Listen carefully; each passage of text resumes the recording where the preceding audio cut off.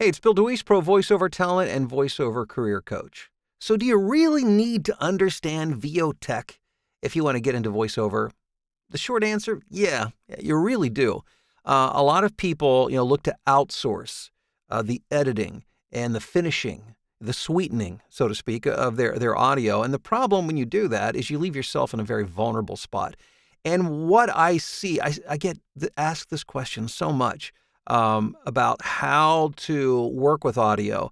And do they really have to do that? Can they find other people to do it? And it's like the biggest barrier to entry for many people. And I don't know what the numbers are, the stats are, but I'm confident that a big chunk of people who decide to pursue voiceover do an about face and walk away when they sit in front of a digital audio workstation, a DAW, a DAW, such as Adobe Audition or Audacity or Reaper, or there are many programs out there that will allow you to digitally record and edit, that they turn and walk away when they look at it because it looks so overwhelming. And I understand, I've been in the same situation. And when you first sit down and look at it, it can feel like you're sitting in the cockpit of an airplane and feel like there's no way you could ever learn that. Quick story, years ago, back when digital audio first really started to come into its own, and there was digital audio tape, and I never really got into that. But once the digital audio workstations, the software programs that you could use on a computer came about, that was like, for me, when I was introduced to it, was 1998-ish. I was managing a radio station that I was actually also programming and doing mornings for. And there was a little program called Cool Edit Pro that came out about that time. And it was decided that we were going to make the switch over into this new digital era of recording. Now, prior to that, I was a dinosaur. I was using magnetic tape, reel-to-reel tape, if you remember that.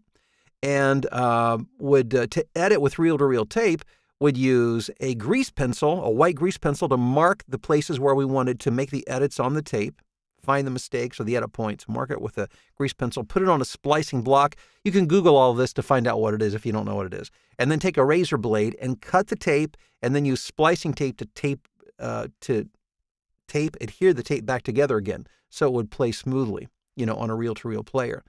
And I had recorded thousands and thousands of spots and promos. And, when I was on the air, I would do that with telephone calls and on the fly. And I was really good at it. I was fast. I was very, very fast. So the idea of moving into this digital thing terrified me. And I didn't want to do it, but I had to, and I needed to be able to teach my staff how to do it. It was decided that we would use Cool Edit Pro, which, by the way, was subsequently sold to Adobe and turned into Adobe Audition, which is what I used to use now, which is very similar to what Cool Edit Pro was. But the cool thing was that within a couple of weeks, I had it pretty well figured out. And here's the thing you need to understand. When you look at a digital audio workstation on a computer, it looks absolutely overwhelming. But it's much like using Microsoft Word. Most people only use about 5% or so of the capability of a program like Microsoft Word. They just don't need all of the functionality.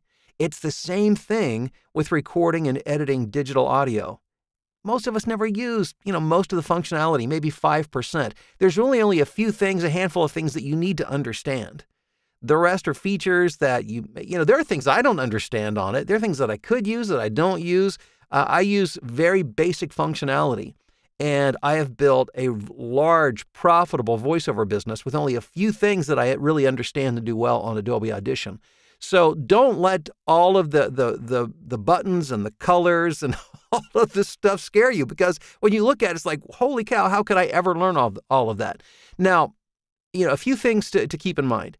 When you decide to pursue this, there are many resources online, free resources. You can go to YouTube.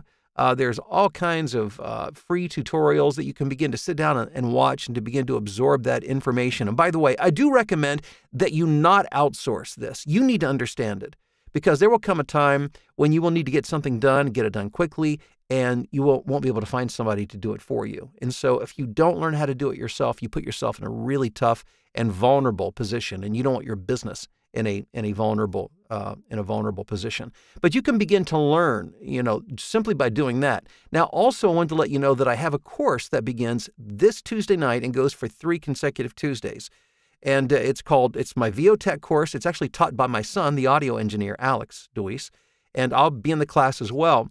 But through those 3 weeks, he'll be talking about equipment, how to set up your equipment, set levels, how to record, how to edit, and then how to process the audio to make sure it sounds professional in terms of like equalization, compression, which is a term you may or may not have heard of. But he'll be doing all of those things to teach you how to go from knowing nothing to being able to create professional sounding audio. So if that sounds like something that you would like to be a part of, I'll put a link below in the description. The website is voincomemachine.com, and that's where you can sign up for that course.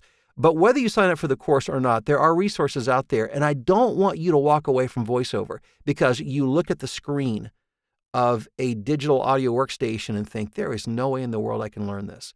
You can, regardless of your age and regardless of your experience.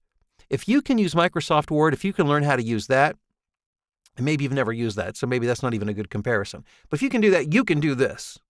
It's just a matter of exposing yourself to it and learning the very few things that you need. And the rest, what you'll find is extra. It's extra features that most of us in VoiceOver will never have to use. So I hope that encourages you to at least sit down with the program and look at it and begin to try to learn it, because you can do it. If you think the course that I'm offering beginning, the VoTech course this Tuesday, will be of help, I hope you'll sign up. Just click below for that. Thanks for stopping by and checking out the video. Don't let the tech side of things scare you away from a wonderful and a lucrative career in VoiceOver, because you can do it. I hope you'll like, share, subscribe, and we'll talk to you soon.